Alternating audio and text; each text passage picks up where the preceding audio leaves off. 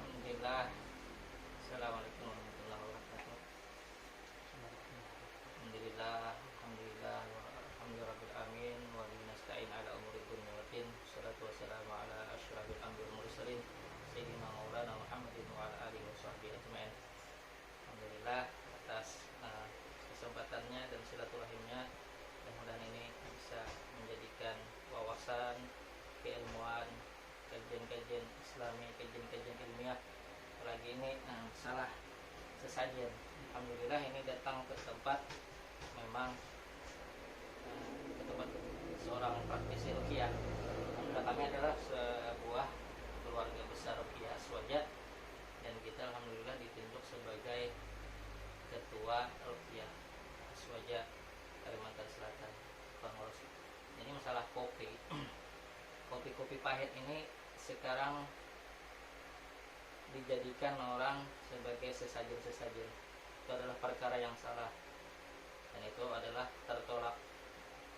Jadi sebenarnya pemahaman masyarakat ini tentang sesajen itu selama ini, kalau ada orang misalkan kesurupan, misalkan ada acara-acara pengantinan semacam itu, rata-rata orang Banjar menyediakan kopi pahit.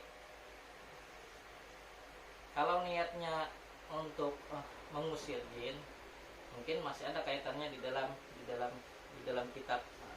Kalau niatnya untuk mengusir jin masih diperbolehkan. Tapi kalau niatnya untuk memberikan sesajen atau memberikan sedekah kepada jin, nah ini yang terlarang. Tertolak, hukumnya haram. Kalau dia sebagai pengusir jin, memang ada kitabnya. Berkata Habib Ahmad bin Hasan Al-Attas dari Habib Abu Bakar bin Abdullah Al-Attas, sesungguhnya rumah atau tempat yang ditinggalkan ke dalam keadaan sepi atau kosong, maka jin akan menempatinya, kecuali jika dibuat kopi di dalam rumah itu dengan tujuan untuk mengusir jin. Ternyata kopi ini adalah sarana untuk mengusir jin juga. Itu tersebut di dalam kitab Tadzirun Nas halaman 177. Jadi pada dasarnya kalau niatnya mengusir jin, maka jin memang takut sama kopi. Ini di dalam kitab Tadzirun Nas halaman 177. Kemudian Tarik Ibnu Toyid dikatakan kopi adalah minuman yang orang yang dekat kepada Allah. Di dalamnya ada kesembuhan, dan kopi itu diharamkan bagi orang yang bodoh dan keras kepala. Jadinya kopi ini adalah minuman orang-orang ahli sufah, orang-orang yang bersih hatinya, dan orang-orang yang berhaluan tasawuf biasanya suka minum kopi. Karena kopi ini tidak dikenal di zaman Rasulullah, zaman sahabat dan tabi'in, kopi tidak ada. Kopi ini menurut riwayat yang menemukannya ada sebagian riwayat dari Abu Bakar bin Salim, kemudian ada dari Hasan As-Sajili. Tapi orang yang pertama kali mengenalkan di Jazirah Arab kopi ini adalah Sayyid Abu Bakar Al-Idrus bin Abdullah Al-Idrus. Inilah yang bergelar Sahibul Gahwah itu. Ya, Sahibul Gahwah. Jadi kita tidak tahu riwayat-riwayat yang dulu, tapi kopi ini erat kaitannya dengan orang-orang Banjar, karena Banjar ini adalah disebarkan agama Islam di Banjar itu rata-rata basicnya kan orang-orang Arab.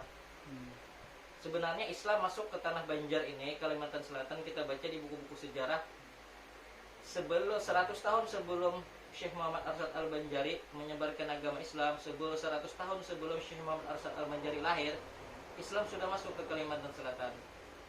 Meskipun kita tahu bahwa Nusantara ini dan semua jazirah Nusantara, Jawa, Sumatera, Sulawesi, Kalimantan, itu adalah dulunya adalah penganut paham animisme yang bertuhankan kepada ya benda-benda, pohon, kayu, gunung, matahari, sebagainya. Dan itu bercampur baur. Islam datang bersamaan dengan agama Hindu dan Buddha. Jadi Islam ini yang ada di Indonesia ini, Islamnya yang memang mengajarkan dengan ajaran-ajaran, banyak ajaran-ajaran tasawuf. Dan Wali Songo itu menyebarkan agama Islam tidak langsung menyalahkan adat-adat yang ada di Nusantara. Beda dengan Islam-Islam yang disebarkan di negara-negara lain seperti Eropa, Afrika, Irak, Syria dan lain-lain, itu disebarkan dengan peperangan. Kalau mau menjajah, kalau mau menyebarkan agama Islam di sana harus dengan peperangan. Kalau di Indonesia tidak. Di Indonesia ini Wali Songo sambil dia berdagang menyebarkannya secara halus. Dan Wali Songo ini tidak langsung mengatakan adat-adat yang ada di Nusantara ini adalah adat-adat yang sesat dan salah. Namun diluruskan saja, selama itu adalah tidak bertentangan dengan syariat Al-Quran dan hadis, maka tidak apa-apa. Seperti kayak wayang, gaya gamelan, habis itu ada acara mandi-mandi 7 bulanan. Itu sebelum Islam masuk sudah ada di Indonesia. 7 bulanan. Salahnya di mana? Orang mandi 7 bulanan bersedekah. Kemudian bersedekah anjuran agama Islam. Kemudian membaca Al-Quran, bersalawat, mengumpulkan orang banyak. Ini kan anjuran agama Islam. Yang tidak boleh itu ketika mandinya membuka aurat di tengah orang banyak. Ini yang salah. Jadi penyebaran agama Islam di Indonesia ini makanya banyak diterima oleh bangsa pribumi. Begitu halnya juga dengan Kalsel.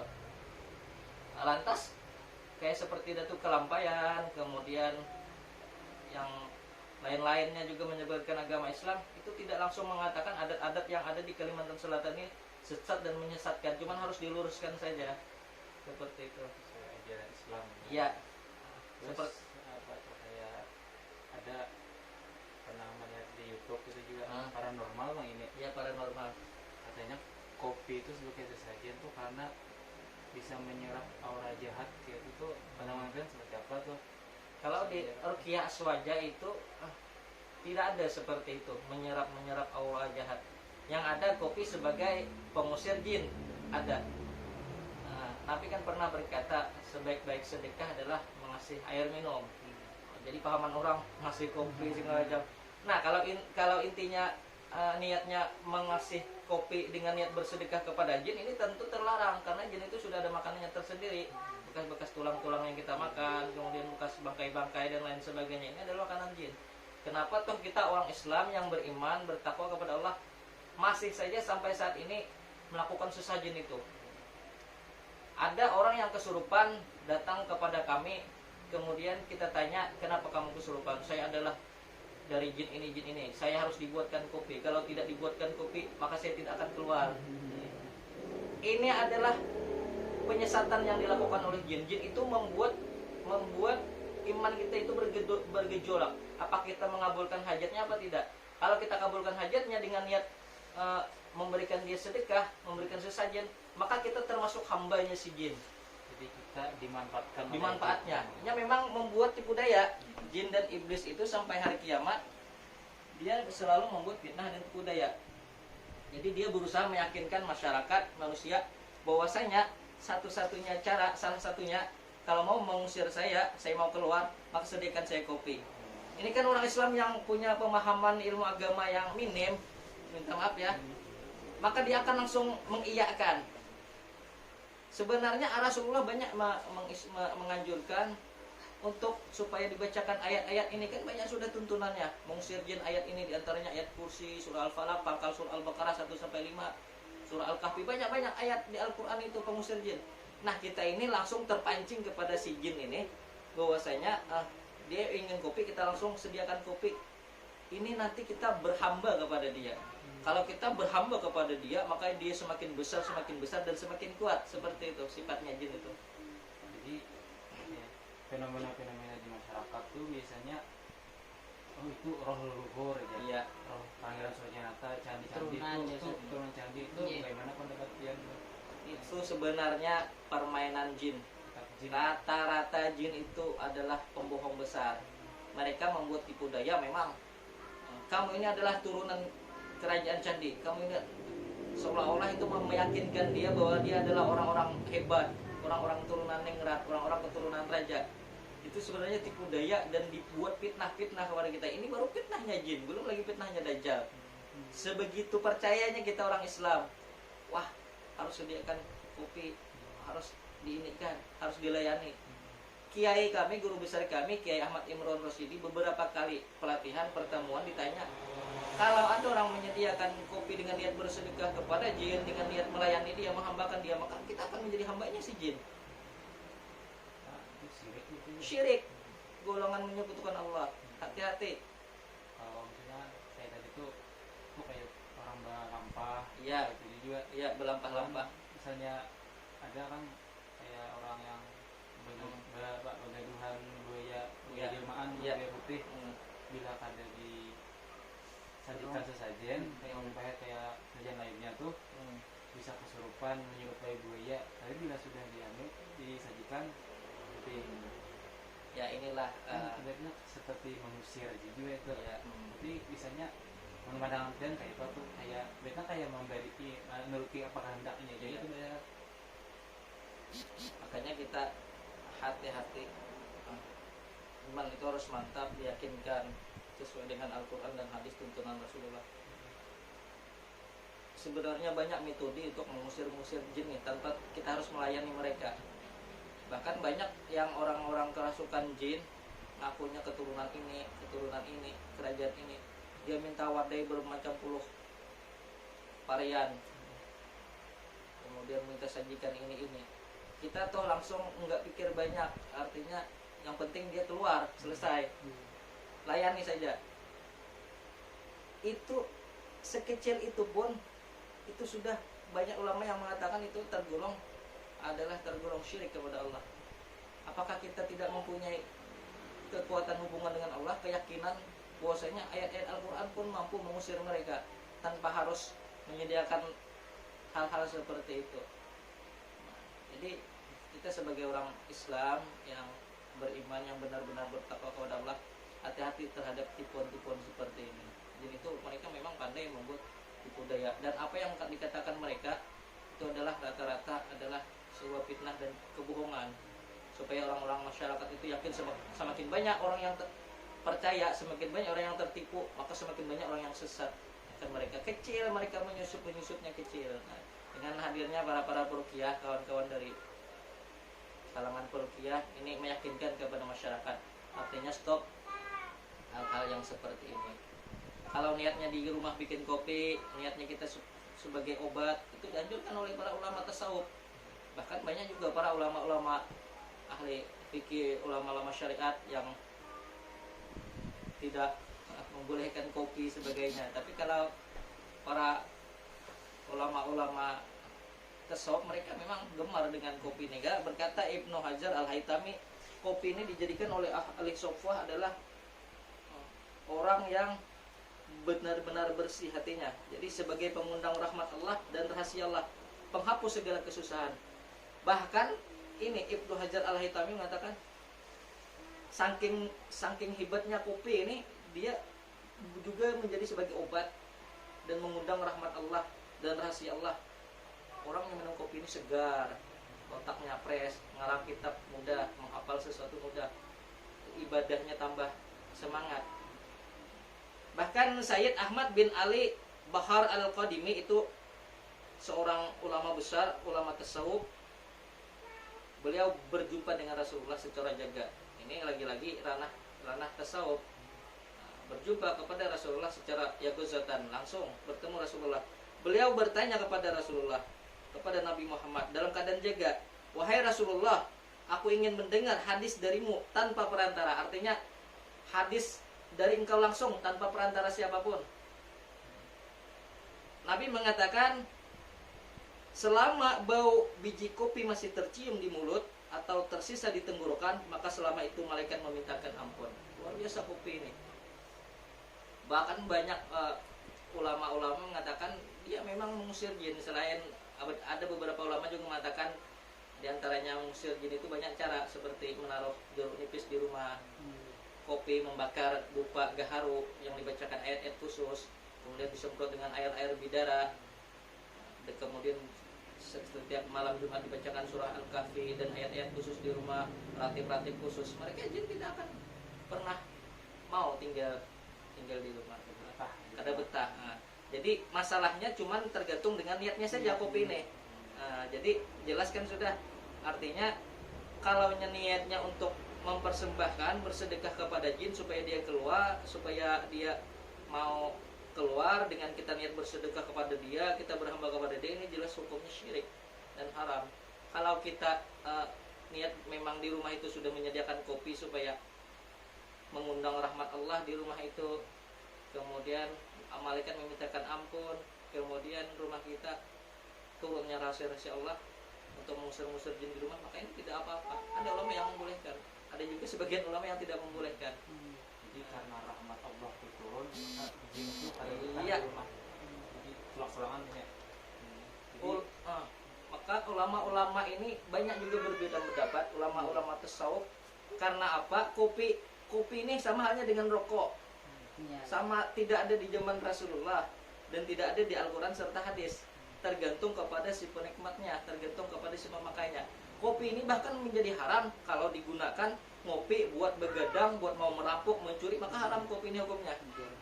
Selesai. Bahkan ulama ada mengatakan kopi ini hukumnya sunnah. Oh, kenapa bisa sunnah? Karena kopi tidak ada terdapat di dalam Al-Quran dan hadis. Maka ketika orang meminum kopi dengan niat supaya kuat dia beribadah, dia kuat berzikir, bersalawat, maka kopi menjadi sunnah bagi dia. Simpel seperti itu. Sama niatnya seperti urusan jin tadi. Kalau kita niat bersedekah kepada jin, melayani dia, patuh kepada perintah dia, maka kita akan menjadi hambanya si jin, hambanya si iblis. Seperti itu aja titik persoalannya, mungkin bisa dimengerti. Jadi ada fenomena juga di candi. Ya, candi. Mendapat. Nah, Jadi di candi itu pakai sesaji-sesaji termasuk kopi Iya. pahit tadi, tapi diselingi dengan doa selamat. oh iya. Bagaimana kan tentang doa selamat diselingi agama di situ? Ini yang sering Ustaz. Jadi ini berbaur lagi-lagi antara ini masalah filsafat ya, lagi-lagi berbaur. Bahkan ada buku-buku tulisan agama dan budaya. Bahkan ada istilah Islam Nusantaranya. Iya. Jadi banyak. Jadi Islam di Indonesia itu sekali lagi tidak bisa dipisahkan dengan budaya. Tidak bisa dipisahkan. Kalau budayanya di candi, dia bikin kopi, baca doa selamat, niatnya supaya selamat seberataan, niat supaya selamat terjaga kampung, candi segala macam, daerah situ terhindar daripada jin, maka tidak apa-apa. Tergantung niat bagi si pemimpin acara itu, bagi dan orang-orang yang hadir. Makanya harus diberikan wawasan, pemahaman kepada orang yang hadir tentang bagaimana hukumnya kopi, kemudian manfaat kopi dan hal-hal yang menjadikan kopi ini bahkan menjadi haram, bahkan seperti itulah. Jadi kita tergantung ada pemahaman agama dan menyampaikan kepada masyarakat supaya masyarakat ini tidak langsung sugestinya, tidak langsung pemikirannya, wah kopi ini kalau kita kasih kepada orang kesurupan, kepada jin itu dia akan keluar, dia akan bebas. Itu kan pemahaman masih dangkal, dia masih kurang ilmu agama, berarti dia masih berhamba kepada si jin itu. Tidak Jika masalah. Ustaz yang banyak kesana ke candi ini kan yang awam gitu. Nah. Iya, Jadi masalahnya kayak seperti itu. menuhankan itu Ustaz.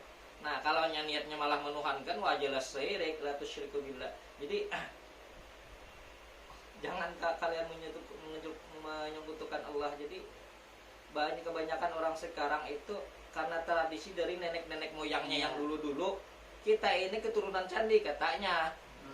Maka kita setiap bulan, setiap tanggal ini, setiap bulan Hijriah ini kita harus ke candi, bikin kopi, kita selamatan mandi-mandi di sana. Iya.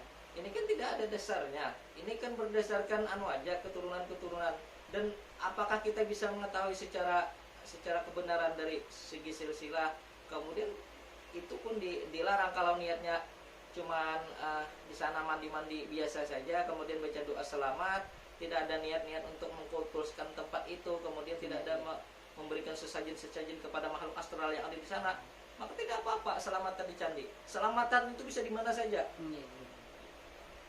Cuman adatnya saja kurang bagus, selamatan di kerajaan yang apalagi yang bukan Islam. Tapi kita tidak tahu sejarah tentang candi ini, apakah candi ini asalnya dulu Hindu kemudian masih Islam atau bagaimana, kita kurang tahu. Yang pasti kalau selamatan itu bisa di berbagai tempat dan tidak apa-apa. Bahkan Ustaz, ada salah satu praktisi kita Iya. yang meruqyah ini bekas wah ke candi. Oh, Lalu jadinya aku baca doa selamat dulu aja. Keluar artinya tuh doa selamat di situ tuh sudah dijadikannya kayak obat keluarnya juga kayak itu nah. Kebal sudahnya kata. Gimana tuh penanganan Ustaz? si peruqyah tadi kan membaca doa selamat data. Ada ini seorang jin yang kesurupan tuh. Jadi kayak doa selamat tuh jadinya jadi senjatanya juga keluar gitu mah. Sebenarnya ini lagi-lagi tipu daya mereka meyakinkan kepada kita, oh ini jin ini termasuk jin itu memang ada jin nasibin, kan golongan jin yang masuk Islam kepada Rasulullah, mereka beriman dan bertakwa. Cuman kaidahnya seperti ini, sebaik-baik jin, semulia-mulia jin, sealim-alimnya jin itu lebih baik manusia yang paling bodoh dan jahil. Jadi kita terkadang percaya ini yang baca doa selamat nih aku nih dari alam surga, dan kita turut mengaminkannya, tidak masalah sih kalau dia yang baca doa selamat. Tapi kalau kita menganggap oh ini adalah suatu kehebatan, suatu karamah, atau mungkin suatu keanehan yang sehingga kita terbuai, maka ini akan menjadi menggesernya keimanan kita. Makanya Habib Taufik bin Abdul Qadir Assegaf mengatakan, hindarilah, kata beliau, tontonan-tontonan seperti orang main sulap, bisa merubah ini. Nanti akhir zaman Dajjal itu jangan merubah itu. Angin berhenti bisa, hujan seketika bisa. Apa yang dibuatnya oleh Dajjal itu sedangkan kita melihat sulap itu saja, kita sudah terbuai mata kita. Apalagi melihat Dajjal.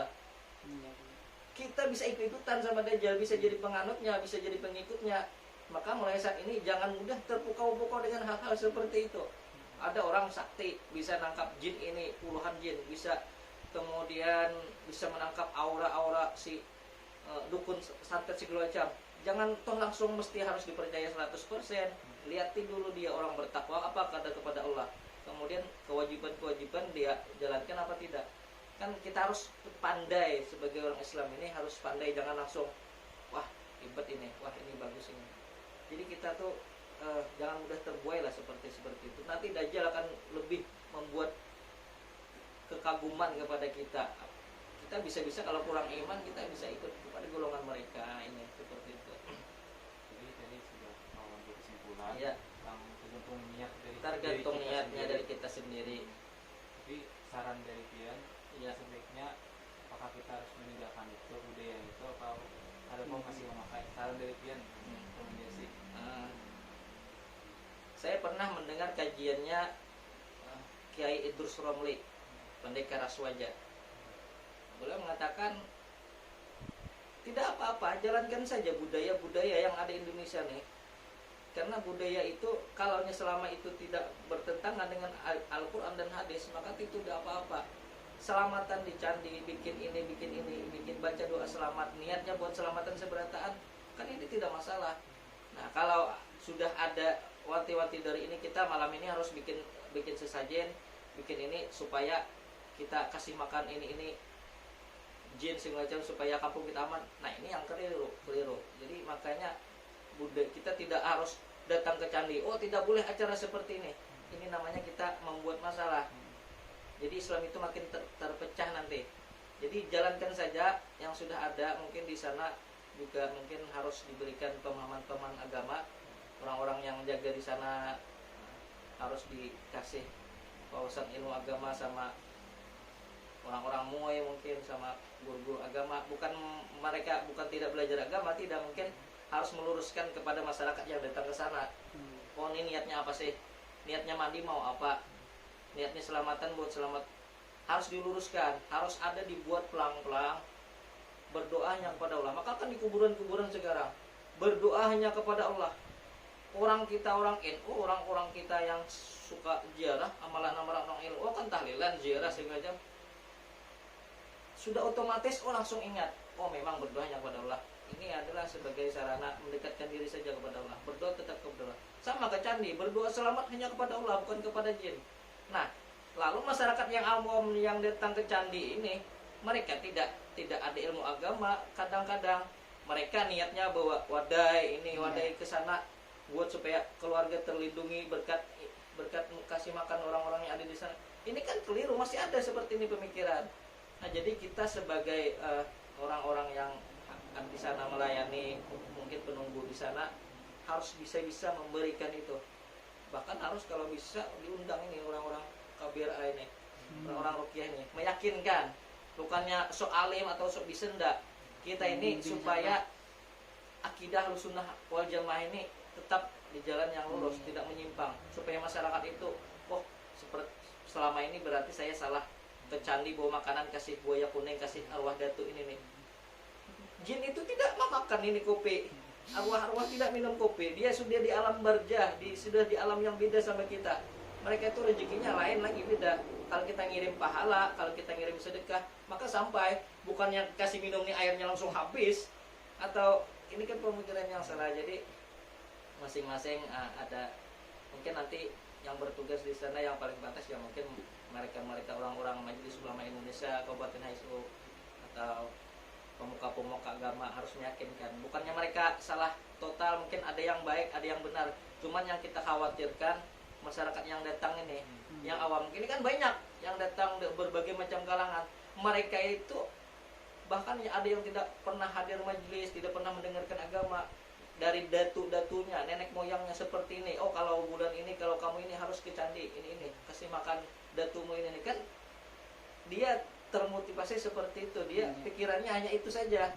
Nah, ini yang harus kita jelaskan. Insya Allah mahasiswa Stiki ini bisa nanti hadir di sana untuk bisa meyakinkan masyarakat. Di sana rata-rata yang jadi itu Islam. Ya, kurangnya ilmu tuh salah. Ada juga turun tuh wawancara dengan menjaga di petapaan sama saya nyata. Jadi Jasidin itu punya anak Sidin. Iya. Punya gempiran ya. Menurut kan gempirannya tuh karena mengundang supaya memakani anaknya yang gempiran itu aja dengan sasajian kayak kue-kue yang berbagai macam tuh, minum kopi juga ya. Dari malam Jumat, iya. Itu pendapatan bukan gempirannya tuh. Iya. Jadi masalah gampiran, kita tidak mendustakan bahwa makhluk-makhluk gaib itu, jin-jin itu memang ada nyatanya. Karena itu adalah termasuk rukun iman, percaya kepada hal-hal yang gaib itu, para malaikat. Nah, masalah gampiran-gampiran ini, wallahu a'lam bishawab, karena kita tidak bisa melihat, kita tidak bisa meraba mereka, kita tidak bisa merasakan mereka juga mungkin, hanya dengan ilmu-ilmu Allah yang Allah kasih. Mungkin ada sebagian hawa-hawa yang negatif mungkin ada di tubuh orang tersebut. Tapi kalau masalah gampiran, wallahu a'lam bishawab, kita tidak bisa jawab. Kalau sepengetahuan kami yang kami sering terjun ke lapangan meruqyah orang semacam, gampiran itu hanya mitos-mitos dan sugesti yang ada tumbuh di keluarga mereka itu. Ini gampiran si anu, gampiran ini. Yang baik, langkah yang paling baik adalah dia datang kepada seorang ustadz, seorang ulama, seorang pemuka agama atau seorang peruqyah. Dia minta ruqyah, minta bimbing masalah agama, di ruqyah, kemudian dia dibersihkan tubuhnya mungkin dari gangguan-gangguan jin, dan suruh ikrar pemutus supaya seandainya pun ada gampiran-gampiran itu putus semuanya, tidak ada lagi istilah pingitan-pingitan, gangguan-gangguan di keluarganya, bayangan-bayangan yang timbul, bisikan-bisikan yang timbul. Ini kan semuanya ada permainan jin. Makanya jin itu, kita ulang lagi, jin itu suka membuat tipu daya mereka. Mereka mengatakan kamu ini gampiran saya di alam sebelah, kamu ini kembaran saya ini nih. Dia itu merasa hidupnya, wah, ada bersaudara nih dengan ini nih. Ya, seperti itu. Kalau di televisi, di TV-TV, di YouTube kita sering lihat, bahkan ada yang kawin dengan jin segala macam. Tidak masalah. Kalau kalau tidak salah Imam Hanafi itu membolehkan kawin dengan jin. Wallahu a'lam bishawab. Imam yang lain kan tidak membolehkan kawin dengan jin. Memang ada sih beberapa faktor orang yang kawin dengan orang sebelah. Wallahu a'lam bagaimana alur ceritanya, kisahnya, tiba-tiba kawin, mempunyai anak, mungkin anaknya jadi genderuwo atau apa. Wallahu a'lam. Cuman kalau masalah gampiran kita tidak bisa kupas secara mendetail, mungkin itu guru-guru kami yang bisa mengupasnya. Ini yang kita jawab ini hanya sepengetahuan kita saja. Kalau menurut kami yaitu tadi, masalah gampiran ini kebiasaannya sugesti-sugesti dan mitos-mitos yang ada di keluarga orang itu. Ini ada gampiran ini. Sebenarnya simpel aja. Suruh ruqyah, kemudian kerjakan apa-apa kewajiban Allah, sholat 5 waktu, beres ini. Tidak ada istilah gampiran itu. Buang jauh-jauh pemikiran sugesti, gampiran-gampiran, kembaran-kembaran itu tidak ada. Simpel. Maka Allah mengatakan kan aku sesuai dengan prasangka hambaku. Kalau kita sangka baik aja sama Allah Ta'ala, kita hidup normal biasa aja. Kalau sudah pemikirannya ada, kan tidak enak hidupnya, ada bersaudara dengan jin semacam. Selalu hidupnya ini pasti tidak nyaman. Bahkan banyak pakar-pakar psikolog mengatakan orang-orang yang kesurupan itu tidak semuanya mesti gangguan dari jin. Itu bisa juga faktor psikologis, tekanan hidupnya, bulian-bulian dari keluarga, masyarakat, teman-teman. Jadi dia memuncak pemikirannya, memuncak perasaan anunya, dia bisa timbul kesurupan. Iya, iya. Tidak mesti 100% gangguan jin. Jadi sebagai seorang peruqyah ini tidak langsung memvonis, wah ini jin, oh ini dikirim, oh ini santet. Tidak. Kita lihat dulu seperti apa, kesurupannya seperti apa. Seperti itu. Jadi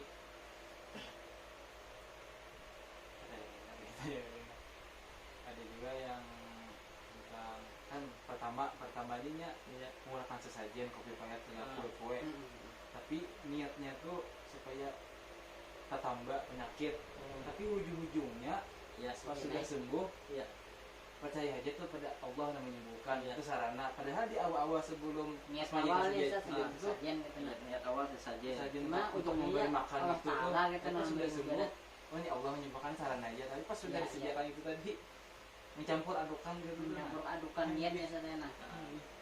Mungkin ini adalah ada dua niat ya. Mungkin niat awal dia bikin sesajen ini. Ternyata sudah sembuh, Allah kasih sembuh. Dia mengatakan, oh ini adalah Allah Ta'ala. Sama juga seperti Fir'aun. Fir'aun itu asalnya mengaku Tuhan, bisa menyembuhkan orang, punya kekuasaan. Sudah tenggelam di laut baru mengatakan, Allahu Rabbi, benar Tuhannya Musa itu. Allah itu memang Tuhan sebenar-benarnya. Kan ini kan sudah terlanjur basah. Iya, iya, iya. Jadi makanya pengetahuan awal agama itu penting bagi orang-orang yang sering suka melakukan selamatan sesajen itu. Kita selalu berikan itu pemahaman seperti itu. Jangan sampai masyarakat kita sedikit sesajen, sedikit ke candi, sedikit ini kan, ini harus diluruskan. Bukannya tidak baik ke candi itu, tidak ada yang melarang ke candi, asal niatnya benar. Kalau sekedar untuk wawasan belajar, mencari tahu sejarah, baca tidak apa, habis itu beli kue di pasar Sungai Malang Candi itu, selamatan di situ, ya Allah minta keberkahan, tidak masalah. Yang salah itu ya niatnya itu tadi. Nah itu sama seperti yang lain-lain juga, bodrik itu cuma sarana yang menyebutkan Allah. Semuanya sama. Jadi bisanya kalau kita tuh hendak supaya jangan terjerumus ke syirik, lebih baik tinggalkan itu, Tinggalkan. was diri, jangan kesalah lagi. Nah, lagi ada di penting banget, Ya. udah ditinggalkan. Meninggalkan sesuatu yang mudarat itu adalah baik.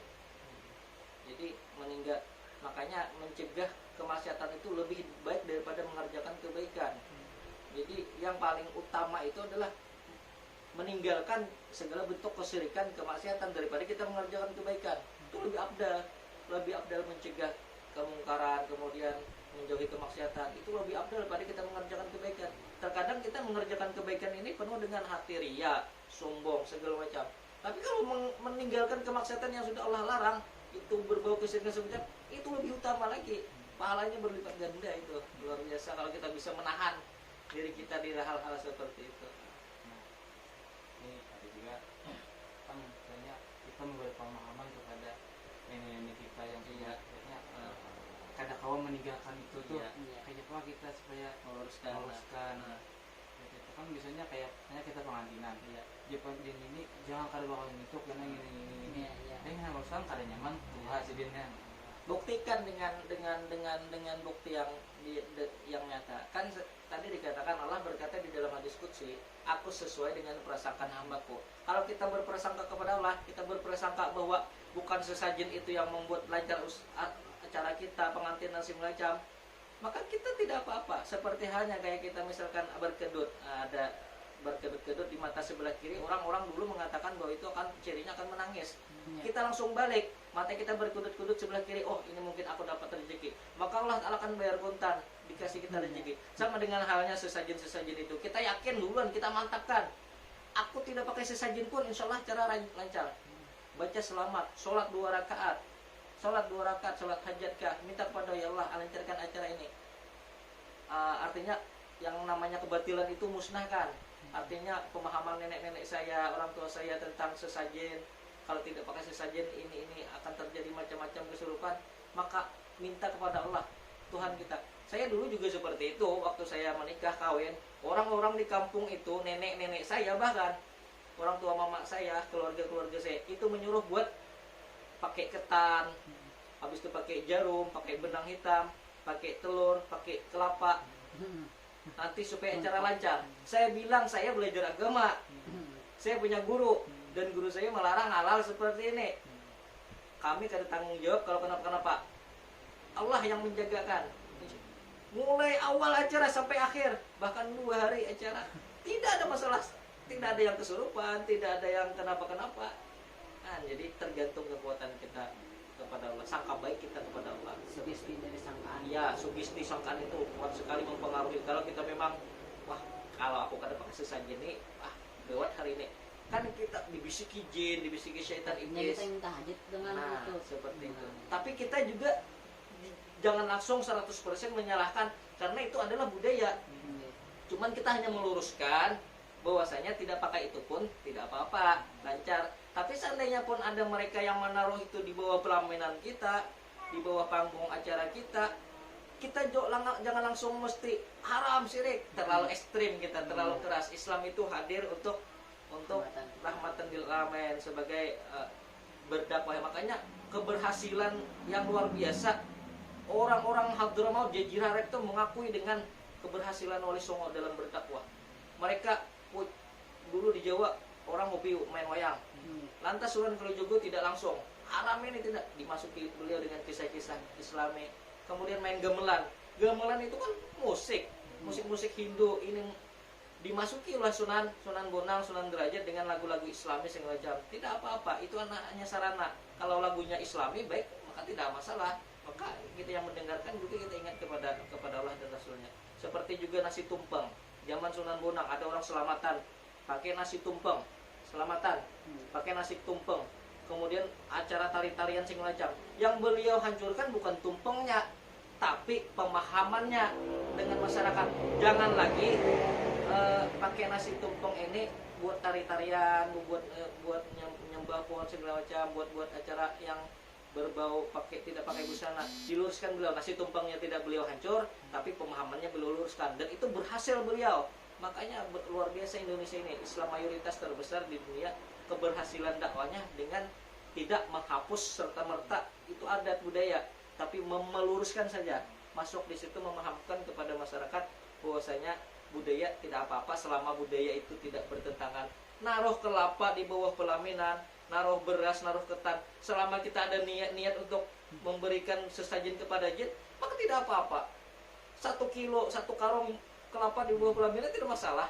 Dia numpeng di bawah aja kok. Jadi tidak masalah seperti itu. Tergantung niatnya tadi, dan kita harus meluruskan keluarga-keluarga kita, orang-orang yang buat apa sih ini seperti itu. Kan itu bahasa kita nanti piduduk. Ya, piduduk. Berarti piduduk itu sama lawan sesajen. Beda. Piduduk sama sesajen beda. Nah, sesajen tuh jelas sudah murni untuk mayoritasnya ke arah kepada jin. Kayak misalkan orang kayak ada istilah sesajen buat ngantar ini, buat penunggu laut misalkan, ya Roro Kidul segala macam. Ini adalah salah. Nah, kalau ada di istilah Jawa itu namanya satu suro atau apa itu, dia bikin acara-acara besar, bikin buah-buahan dari hasil-hasil kebunnya, kemudian dibacakan doa selamat, kemudian buah itu dibagi-bagi sebagai berkah. Maka ulama mengatakan tidak apa-apa. Ini kan buah dari rahmat Allah, kemudian macam-macaman buah-buahan, makan makanan. Nah, namun ketika di situ berbau laki-laki perempuan tidak memakai hijab segala macam, berpegang-pegangan, maka ini yang salah. Kalau budayanya tidak masalah, dan niatnya kan buat sebagai bentuk syukur kepada Allah, bahwasanya ini buah-buahan, ini makanan, dibacakan doa selamat, minta kepada Allah agar ditambah lagi. Kan orang yang bersyukur itu pasti ditambah. Mereka itu melakukan terus seperti itu. Ada turun-temurun dari datuk nenek mereka. Dan itu ulama kalau dulu-dulu memang terlarang, banyak ulama yang tidak. Cuman ini kan berbaur dengan agama dan budaya ini berbaur. Nah, jadi alhamdulillah dengan itu kita ini sejalan dan tidak ada masalah dengan hal-hal seperti itu, budaya seperti itu. Makanya kita Islam ini indah. Khususnya di Kalimantan Selatan ini banyak sekali juga budaya-budaya seperti itu. Di Rantau ada budaya Bayun segala macam. Niatnya cuman Bayun kok, niat memang kita nih rata-rata lagi incer memang di Ayun kan. mungkin mitosnya dulu-dulu tuh cerita-ceritanya mungkin ada lagi kaitannya dengan agama. Jadi kita nih hanya kurang kaji saja masalah sejarah ini. Tapi pada intinya itu kalau sesajen itu sifatnya buat jin, kalau piduduk itu sifatnya kan ya sebagai mungkin niat-niat orang tua dulu ya, mungkin sebagai tanda bersyukur saja kepada Allah. Ada buah-buahan ya, mungkin mudah-mudahan arwah nenek kita, orang tua kita dulu yang membuat-buat itu niatnya memang benar gitu, nggak ada salah. Dan yang hadir kemudian yang sejaman dengan kita harus yakinkan ini buat apa sih. Seperti halnya pakai ini gelang. Orang yang biasa sudah hamil kan pakai gelang hitam. Kalau sekilas dari kacamata fikih, kacamata syariat kan apa tujuannya gelang itu? Apa tujuannya? Nah, kalau dia niatnya membaca itu sebagai perlindungan daripada Allah, dia mintanya kepada Allah dengan berkat benang ini, kemudian dibaca ayat kursi, maka tidak masalah. Tapi kalau dia niat karena benang ini yang melindungi dirinya, maka ini jelas syirik sudah, menuhankan benang kan. Tapi kalau dia memakai benang sebagai bentuk, ya Allah jagakanlah diriku sebagaimana hakikat benang ini mengelilingi kakiku supaya jin terlindung kepada jin, baca ayat kursi, baca sholawat, baca zikir dan khusus latif, maka ulama mengatakan tidak apa-apa itu. Tergantung kepada niat seseorang itu tadi. Kalau niatnya meyakinkan di dalam hati, apalagi teritikatkan di dalam hati, oh karena benang ini saya terjaga selama ini, oh karena cincin saya terjaga selama ini, oh karena kalung saya terjaga, ini jelas syirik, menuhankan benda. Tapi kalau bergantung kepada Allah, tidak apa-apa. Ya misalnya ini sering ya, misalnya malam Jumat biasanya Ya, malam Jumat pas sore Kamis muncul maghrib itu anak kayak katan entalo, pisang, rempah itu manis, dan putih. Dia makan dulu sampai Isya. Sampai Isya dibaca doa selamat, dimakani bersama-sama. Bagaimana pandangan kalian itu? Kita di keluarga juga ada yang seperti itu. Apalagi kebiasaannya manakib seman. Ada kopi pahit, kopi manis, susu. Sebenarnya kalau niatnya untuk memberikan kepada mereka ya tadi seperti itu adalah kesyirikan dan haram. Tapi kalau niatnya sebagai bentuk kesyukuran saja, berbagai macam varian supaya acara itu tambah berkah, karena itu berkah tuh akan turun di minuman-minuman. Tapi habisnya kita yang minumnya, maka tidak apa-apa lah. Kalau kayak tadi kan didiamkan lagi sampai Ya, bisa ya. biarkan terbuka, kan kayak Ambil berkah lah. pun diharapnya ya penyakit. Karena harusnya anak salah mati itu jangan didiamkan dulu sebenarnya, karena salah persepsi kita dan itu. Bisa kita meyakinkan, insya Allah meluruskan tugas sedikit demi sedikit. Insya Allah orang akan semakin paham akan indahnya Islam ini. Artinya Islam hadir itu bukan serta-merta menghancurkan atau menghilangkan nilai-nilai budaya itu, enggak. Makanya kita istilah Kiai Hasyim Asy'ari itu mendirikan Nahdlatul Ulama itu kan Yalul Watan, artinya kita harus berbangsa, bernegara dan menghormati budaya-budaya yang di Indonesia. Kita ini berbagai macam suku bangsa. Kita ini baru di Kalimantan Selatan mau ribut-ributan sudah masalah ini. Di Jawa itu berapa macam ratus bahkan ribuan budaya. Aman-aman aja mereka, dan mereka hidup dengan indah. Cara berpakaian orang Jawa terkadang mereka pakai peci, pakai celana biasa saja. Bahkan keilmuannya luar biasa daripada kita yang memakai gamis, memakai kan mereka berbaur dengan budaya-budaya. Nah, tapi kita sebagai orang Islam ini yaitu saling menasihati. Kalau seandainya itu salah, kita nasihati. Jadi sering-seringlah kita tuh bertukar pikiran, datang kepada orang soleh, kemudian bertukar pikiran kepada guru-guru agama. Kan insya Allah ada pemahaman-pemahaman baru yang kita belum tahu, akan mendapatkan seperti itu. Tapi ini yang kita bicarakan pada hari ini adalah ilmu-ilmu yang kita dapat dari guru-guru kita terkait masalah sesajen segala macam. Selebihnya kita nanti bisa tanyakan lagi kepada mungkin tuan-tuan guru yang lain supaya menambah keilmuan, karena ini luar biasa, banyak sekali yang belum kita ketahui ya. Jadi mudah-mudahan kita nanti bisa bersilaturahim kepada guru-guru agama tentang masalah-masalah seperti menambah wawasan kita, menambah ilmu pengetahuan agama kita. Dan ini adalah sanggup buat anak cucu kita nantinya ke depan, masa-masa setelah kita kan ini hadir, mungkin nanti datang lagi pemahaman-pemahaman baru. dicampurkannya lagi budaya-budaya yang seperti ini kan, ini menambah kalau tidak ada nilai agama, pembelajaran agama kan bahaya nantinya. Banyak lah. Ini terakhir Ya. Jadi terakhir apa saran bisa kami ini pemuda-pemuda yang dan kena saya menemukan fenomena ini lagi, bagaimana kami menyikapi, bagaimana kami menasihati orang, bagaimana kami bersikap intinya tentang orang yang melakukan ini. Ya. Pesannya dari guru-guru kami, jadilah Islam yang rahmatan lil alamin, Islam yang lurus. Jangan ke kiri, jangan ke kanan. Maksudnya ikutilah Islam yang mayoritas. Mayoritas Islam di Amuntai ini seperti apa sih? Mayoritas Islam di Amuntai ini seperti apa? Ikuti langkah-langkah mereka. Apabila menemukan hal-hal yang aneh seperti itu tuh, jangan serta-merta kita langsung main pukul, main ponis, mengkafirkan, salah menyalahkan, bahkan ngajak debat segala macam. Itu bukan ranah kita. Kita cuman menasihati apa yang tidak sesuai, apa yang kita tahu, kemudian kita meluruskan apa yang belum lurus. Jadi kita bisa berkonsultasi dengan guru-guru agama, apa yang terjadi di masyarakat sekarang ini apakah masih bisa dibenarkan dari segi syariat, dari segi ini kan ulama bisa mengarahkan seperti itu. Kita sebagai anak muda, kebiasaannya anak muda ini memang berdarah muda. Dia apabila tahu ilmu agama sedikit, bawaannya langsung ngajak orang debat. Padahal ilmu agamanya masih sedikit, ngajak orang debat segala macam, ngajak langsung mempunis orang semacam ini. Kaji lagi, apalagi kayak masalah-masalah baru nanti yang timbul. Masalah rokok saja ulama sudah berdebat luar biasa. Ada yang mengatakan haram, ada yang mengatakan halal, ada yang mengatakan sunnah bahkan. Ini kan macam-macam persepsi. Kan ini tidak ada di dalam Al-Quran dan hadis. Sama seperti kita barusan dapat serangan-serangan. Kok di tempat Ustadz banyak sekali masang foto-foto ulama. Foto ulama itu kan sarangnya jin. Kata siapa? Kata siapa sarang jin?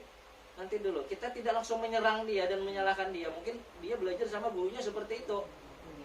Lalu kita luruskan. Begini loh, Habib Umar itu pernah berkata, kata Habib Umar, jin dan syaitan itu takut dengan bayangannya Sayyidina Umar. Umar bin Khattab, Umar Al-Faruq. Ini yang berkata Rasulullah langsung. Kata Rasulullah, jin dan syaitan itu takut ketika melihat bayangannya Umar. Baru bayangannya saja jin itu takut, apalagi wajah Sayyidina Umar. Maka Sayyidi Habib Umar mengkiaskan sama sepertinya dengan foto ulama dan foto orang soleh, wali. Foto wali itu kalau kita niatkan, kalau kita pandang menambah kecintaan kita kepada Allah, kepada Rasulullah, menambahkan motivasi kita buat beribadah, maka itu dianjurkan foto ulama. Dan kita pandang itu menyejukkan. Kemudian foto mereka itu orang-orang yang takut kepada Allah, orang-orang yang takwa kepada Allah, orang-orang yang saleh. Itu kita yakin bahwa mereka itu juga bisa mengusir jin, fotonya saja. Sama sepertinya bayangan Sayyidina Umar. Baru bayangannya, belum wajahnya betongol. Makanya Sayyidina Umar itu dalam riwayat, apabila lewat di jalan situ jalan iblis pasti kabur. Ketakutan iblis itu. Makanya masalah seperti ini, masalah foto, masalah tahlilan, masalah kita nih sering ribut bawaannya, sering ngajak debat, salah menyalahkan.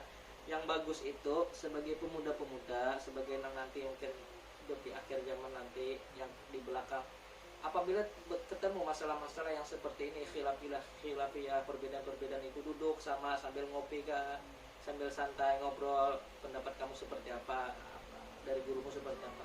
Ini adalah Islam yang baik, itu seperti itu, bukan langsung serang menyerang. Apalagi ini jiwa muda ini memang biasanya memang suka menyerang.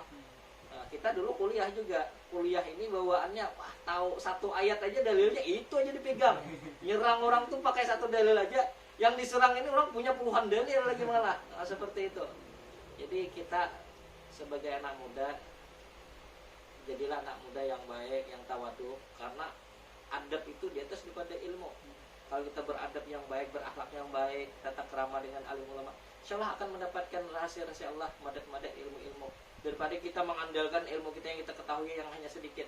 Ilmu Allah itu luas. Walau kanal bahru mida dari kalimat rabbil nafidal baru qabla antan pada kalimat rabbi walau jinna bi muslima ada. Jadi kita hanya secuil ilmu kita ini sudah berani mempunis orang, mengkafirkan orang, menyalahkan orang. Jadi yang langkah baik-baiknya itu ya sering-sering kita kumpul sama ulama, dengar nasihat mereka. apa yang kita ketemu misalkan masalah di luar yang tidak sesuai dengan pemahaman kita, jangan langsung kita lantas langsung kita vonis salah, kafir, sesat.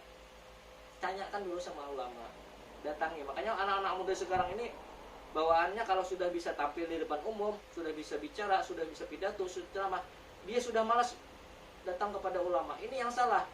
Maka orang muda ini semakin muda, tempul masih muda ini, gali terus ilmu, datangi ulama. Saya dulu waktu muda-muda masih kuliah, sekitaran 2004 sampai 2008 itu, ulama-ulama yang ada di Kalsel ini saya datangi. Saya datangi minta nasihat. Saya ini bukan anak pundukan yang seperti orang-orang. Saya cuma ngambil berkat mereka. Alhamdulillah dengan nasihat-nasihat itu, dengan doa-doa dari mereka, alhamdulillah kita mendapatkan keberkahan-keberkahan. Kita nih orang yang tidak berilmu juga jauh sama sekali. Jadi itu tadi suka duduk bersama. Dan ruqyah yang paling baik itu adalah bukan kita sebagai peruqyah sering meruqyah orang, kita pun perlu diruqyah. Ruqyah yang paling baik itu adalah sering-seringlah duduk kepada ulama, kepada orang-orang soleh. Bahkan orang-orang yang sering mabuk, minum minuman keras, narkoba, itu kadang diruqyah mereka tidak ada reaksi, karena ada yang tidak bisa diruqyah, itu nafsu kita. Mungkin dia melahirkan faktor pergaulan, dan nafsu ini tidak bisa diruqyah. Caranya adalah sering-sering duduk kepada orang soleh supaya hati kita tuh lembut, supaya hati kita tuh mudah menerima nasihat-nasihat dan ilmu-ilmu dari Allah Ta'ala. Kalau hati kita tertutup, kotor, nasihat sedikit apapun tidak akan pernah bisa masuk, karena hati kita yang keras. Makanya itu sebagai anak-anak muda jangan lantas melihat hal-hal yang tidak sesuai dengan pemahamannya, pemikirannya, lantas kita langsung sikap mat, kita langsung vonis salah ini. Duduk dulu, pikirkan baik-baik, bicarakan baik-baik, seperti itu. Insya Allah anak muda yang ada di ISU ini insya Allah tidak terlepas daripada guru-guru agama dan orang-orang soleh. Insya Allah selamat sebenarnya dunia akhirat. Ini jadilah pemuda yang Bijak, yang iya. merasakan ilmu, Iya, dan duduk sama ulama, Iya. supaya hati lembut, Iya. supaya tidak merasa lebih dari orang, Iya. rendah diri. ya rendah diri, jangan merasa puas, gali terus ilmu. Bahkan guru kami mengatakan ilmu itu jejatuan. Ilmu itu jejatuan, dimanapun kita bisa. Ketika kita naik beca, tukang beca menasehati kita, kita jangan langsung atas. Aku nih mahasiswa, aku ini istiki, aku mahasiswa semester ini. Kamu tukang beca, tidak. Unjur mokal wala tanjur man. Jadi ambil apa yang mereka katakan yang baik, tinggalkan yang tidak baik. Seperti ayam itu, nah, kalau ayam itu mengeluarkan telur, ambil telurnya, tapi ayam kita tapinya. Kalau dia mengeluarkan tai, jangan diambil. Simple sebenarnya agama ini. Islam itu mengajarkan kebaikan-kebaikan.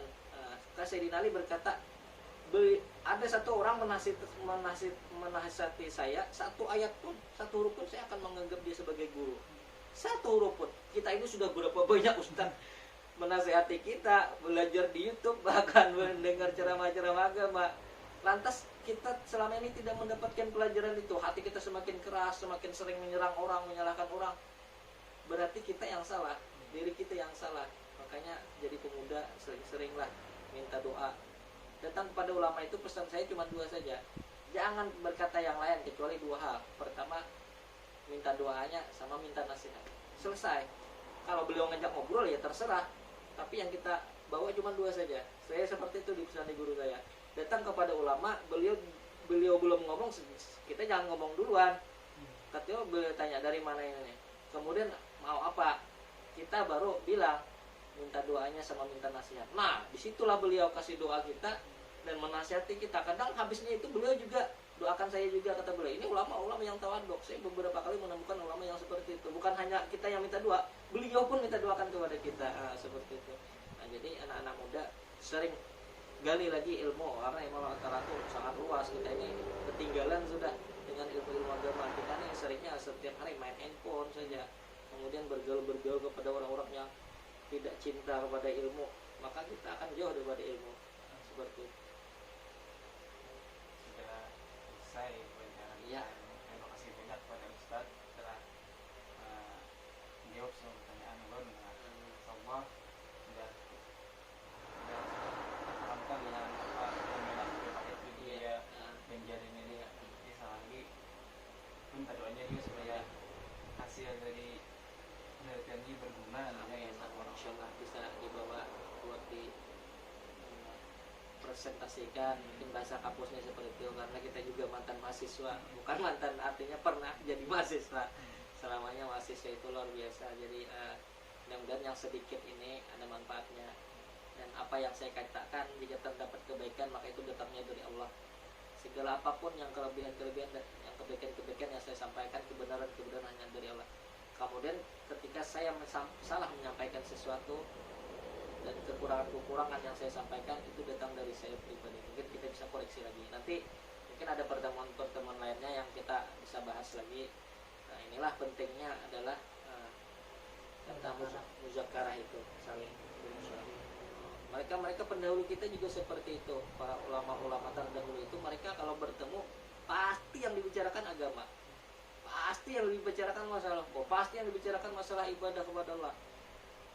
Kita sekarang kalau ngumpul apa yang dibicarakan? Bisnis, usaha, keduniaan, itu saja. Maka otak kita, pemahaman kita itu selalu tentang dunia. Nah, maka kita kembali lagi kepada jalan salafun as-soleh, guru-guru kita. Kita kalau kumpul bicara agama.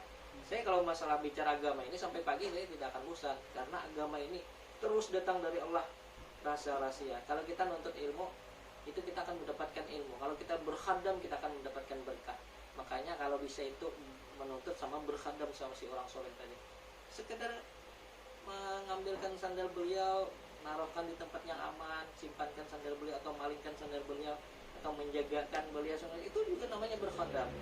Memparkan karpet-karpet majlis beliau, itu namanya berkhadam juga. Nah, jadi kalau orang menuntut ilmu sambil berkhadam, maka akan dua dapat keutamaan.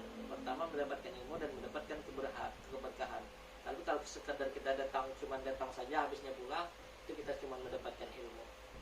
Sering-seringlah juga kita mendoakan orang-orang soleh, dan selalu hidup ini jangan luput dua hal, mendoakan orang, tiga hal, minta doa dari orang soleh siapapun mereka, kemudian minta mendoakan orang lain, kemudian apa satunya, didoakannya, minta doa, didoakan dan mendoakan orang lain, minta doa, didoakan dan mendoakan orang lain. Ini resep manjur daripada Ustadz Yusuf Mansur. Kata beliau, jangan pernah tinggalkan tiga macam ini: minta doa, mendoakan orang lain, kemudian apalagi satunya, didoakan, minta doa, ya, dan mendoakan orang lain. Kadang kita ini malas mendoakan orang lain. Pengennya kalau kaya kita sendirian, sukses kita sendirian, berilmu kita sendirian, alim kita sendirian. Doakanlah orang lain dan seringlah minta doa, seperti itu. Jadi insya Allah akan berkah hidup kita seperti itu.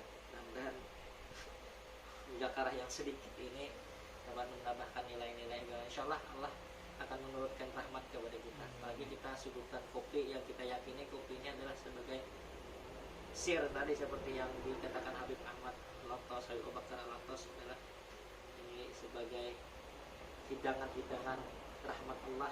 Kopi yang kita niatkan ini sebagai kesembuhan, sebagai penjernih otak kita, peningkat ibadah kita, maka dia akan menjadi seperti apa yang kita niatkan. Nah, seperti itu. Mudah-mudahan bermanfaat. Semoga selama wawancara juga sama dilakukan. Sama-sama. Banyak terima kasih karena sudah bersedia jadi narasumber wawancara orang. Sama-sama belajar kita. Sebenarnya saya bukan narasumber yang seperti orang-orang bisa itu, cuman semampunya ya kita bisa jawab. Yang kita tidak bisa, tidak berani juga, karena kata Imam Ghazali, seorang yang awam berfatwa itu dosanya lebih parah daripada orang yang berzina. Itu kata Imam Ghazali. Kita ini bukan membicarakan hukum secara mutlak, kita mengkaji lagi bagaimana ulama-ulama terdahulu menghukumi kopi seperti apa. Jadi ada titik temunya kita. Nah, bukan ranah saya berfatwa, oh seperti ini, halal haram segala macam, itu bukan ranah kita. Itu adalah ranahnya Majelis Ulama Indonesia, Majelis Ulama Kabupaten, daerah, provinsi macam. Jadi kita ini hanya sekedar muzakarah, apa yang saya ketahui dengan guru-guru saya, apa yang saya dapat, ilmu yang saya pelajari, maka itu yang saya sampaikan. Makanya tadi kembali lagi, ketika ada kesalahan yang saya sampaikan, saya minta maaf banyak. Kemudian itu adalah kekurangan daripada saya. Mungkin ulama yang mendengarkan mungkin video atau suara ini bisa meluruskan apa yang saya sampaikan, yang kesalahan yang terjadi yang saya sampaikan tadi. Nah, seperti itu. Iya. Alhamdulillah, kali ini kita melaksanakan wawancara perdana dari teman saya dari kampus mahasiswa STQ Untela Iya. lokal PBA 6A, langsung wawancara kepada salah satu ketua PW Kalsel, yaitu beliau adalah salah satu ketua Rukyah Aswaja perwakilan wilayah Kalsel. Alhamdulillah dapat kita simpulkan bahwasanya kopi ini tidak bisa kita salahkan sebenar-benarnya ya teman. Jadi kita hanya meluruskan niat kita saja. Dan Islam lahir di Indonesia dan terutama di Borneo kita tidak menghapus semata-mata budaya itu, melainkan meluruskan budaya yang ada. Jadi demikian dari kami, salah hilap mohon maaf. Apa salahnya itu dari kami dan apa benarnya itu adalah dari Allah Ta'ala. Sekian dari kami. Assalamualaikum warahmatullahi wabarakatuh. Waalaikumsalam warahmatullahi wabarakatuh. Silakan mana pesawat ingin kopi.